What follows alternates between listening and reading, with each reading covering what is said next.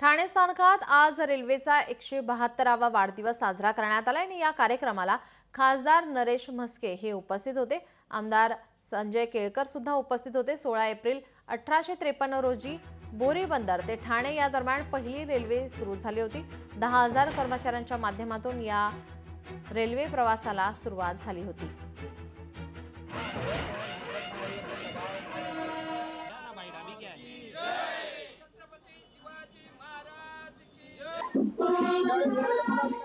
आणि आज आम्हाला अभिमान वाटतो की जी वाहतूक सुरू झाली, जी प्रवासी वाहतूक सुरू झाली ती आमच्या ठाण्यापासून सुरुवात झाली आणि त्याचा हा 172 वर्ष पूर्ण होत आहे।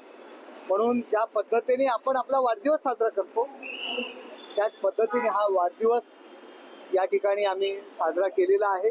ठाणे हे सांस्कृतिक शहर आहे, तसं या शहरामध्ये अनेक ऐतिहासिक घटना घडलेल्या आहेत। रेल्वे ही त्याच्यामधलाच एक मोठा ठेवा आहे की देशामध्ये आता मेट्रो आहेत, निरनिराळ्या प्रकारचं रेल्वेची जाळी तयार होत आहे, ठाण्यालाही येते। पण पहिली देशामधली रेल्वे जर कुठे पहिली आली असेल तर ती ठाण्याला आली आणि त्याचा ठाणेकरांना खूप सारखा अभिमान आहे, आनंद आहे।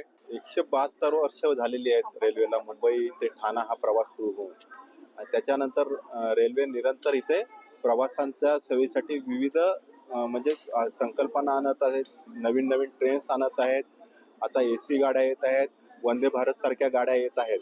तर ही आणि मला एक हे ठाणा स्टेशन जे आहे याच्यामध्ये आज मुंबईमधलं सर्वात दुसरं 2 नंबरचं गर्दीचं ठिकाण आहे।